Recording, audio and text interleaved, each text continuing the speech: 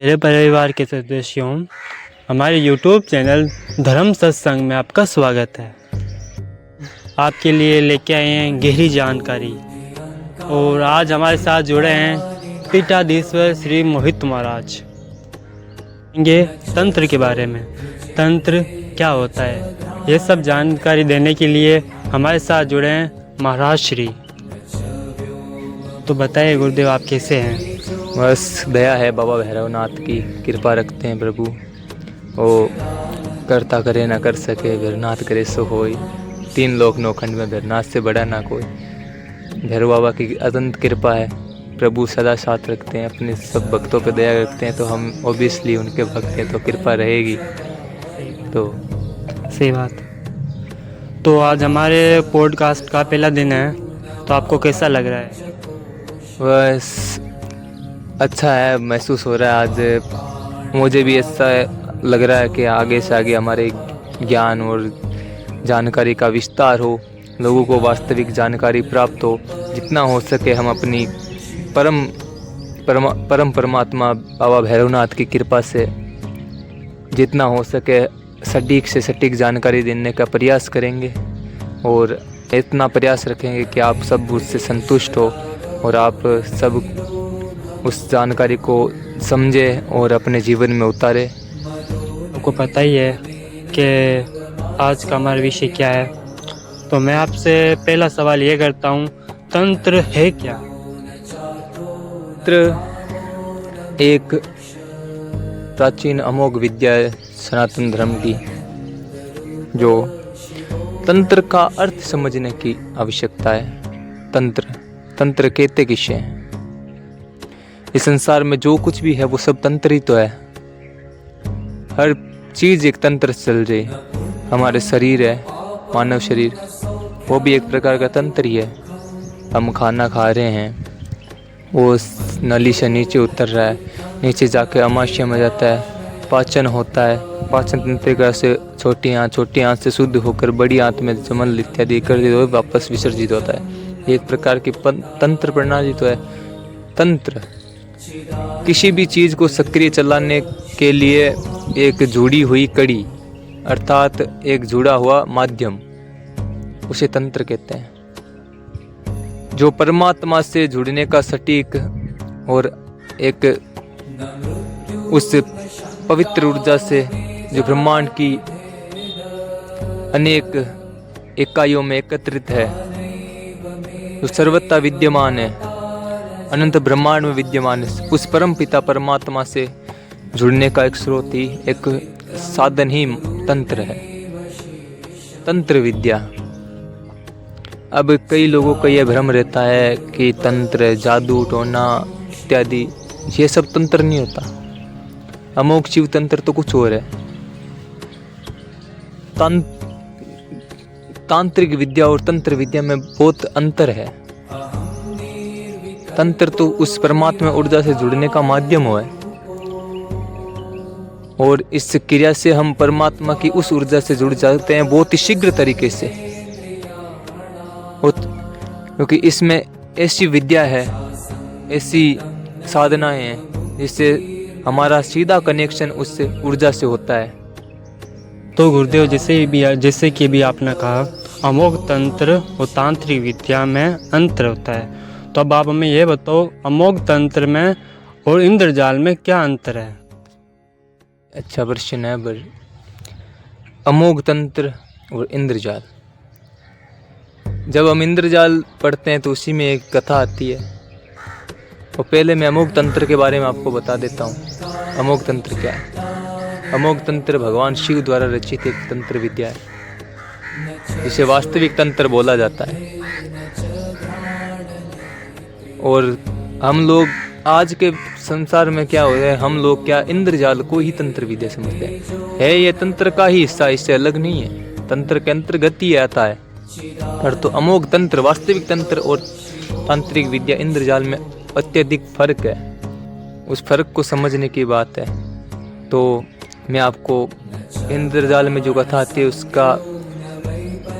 उसके बारे में बताता हूँ, जिससे आपको पता चलेगा कि अमोघ तंत्र क्या है और इंद्रजाल क्या है।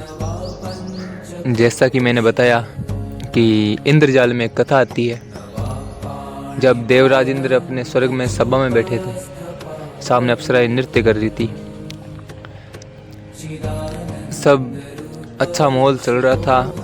उतने में ही अचानक से जो अप्सराएं नृत्य कर रही थी वो वहीं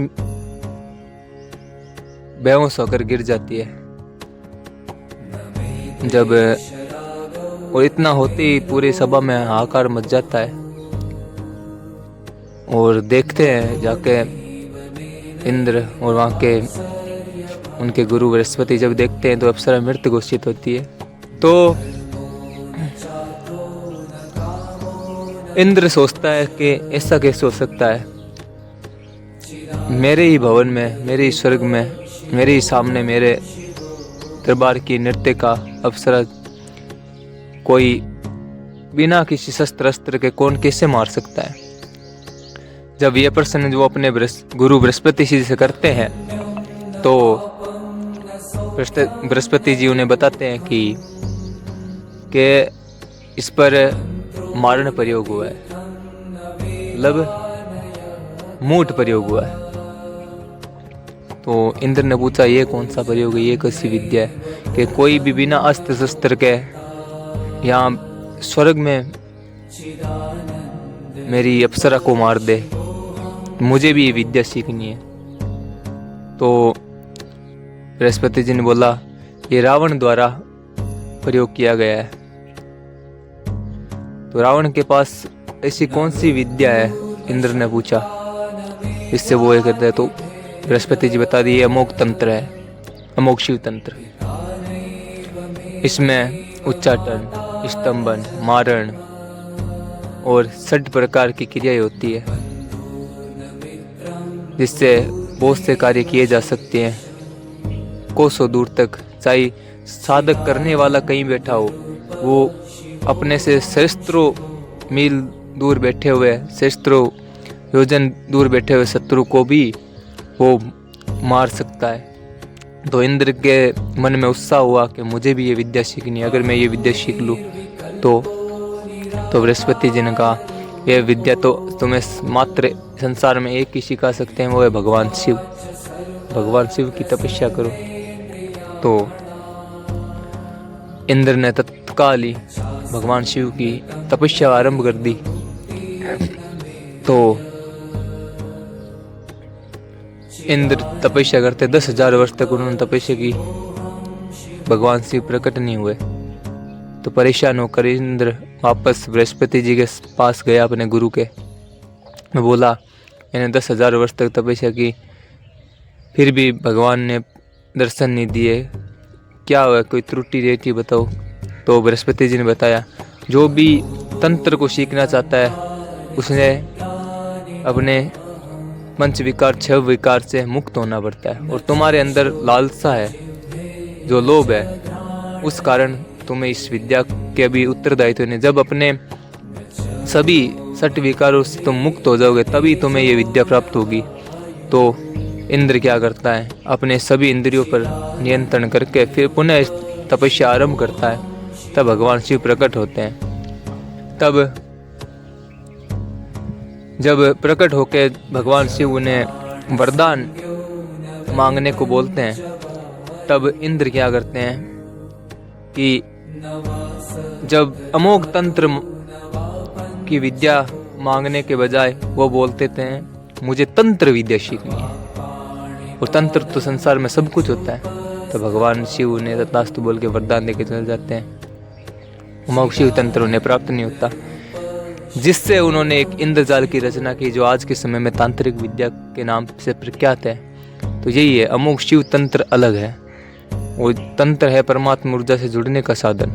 तांत्रिक विद्या है जो कर्मकांड इत्यादि जो होते हैं, इन्हें तंत्र विद्या ही बोलते हैं, तांत्रिक विद्या बोलते हैं, है उसी का हिस्सा। पर तंत्र का अर्थ क्या है, जो सब कुछ तंत्र ही तो है, संसार चल रहा है वो भी तंत्र है, इंसान का जन्म हुआ मरना तय है, तंत्र ही तो है। जब बालक होता है, जन्म लेता है माँ के गर्भ से, फिर वो बड़ा होता है, पैरों पर चलना शुरू होता है, उसके बाद में उसकी बाल्य अवस्था से युवावस्था, युवावस्था से वृद्ध अवस्था, वृद्ध अवस्था के बाद में मृत्यु हो जाता है। ये सब कुछ तंत्र ही तो है। और तांत्रिक विद्या ये होती है जो अपन कर्म कांड करते हैं, जो कोई तांत्रिक विद्या करता है, षडोसन वगैरह वगैरह, तो ये अंतर है तंत्र और अमोघ शिव तंत्र में। बहुत से लोग अमोघ तांत्रिक विद्या को ही अमोघ शिव तंत्र समझते हैं, जबकि ऐसा है नहीं। तो गुरुदेव, आज हमें बहुत ही गहरी जानकारी पता चली है। आज हमें पता चला है कि अमोघ तंत्र में और तांत्रिक तंत्र में भी अंतर होता है। तो तंत्र के बारे में और जानकारी लेने के लिए हम आपको फिर से आमंत्रित करेंगे, और तब तक तो आज हमें गुरुदेव से बड़ी अच्छी जानकारी मिली, बहुत अच्छी ज्ञान मिला हमें। तो ऐसा ज्ञान लेने के लिए हम गुरुदेव को फिर बुलाएंगे हमारे चैनल में। तब तक के लिए जय श्री वेणुनाथ आप सभी को, और गुरुदेव को भी हम जय श्री वेणुनाथ कहते हैं। सभी को जय श्री वेणुनाथ।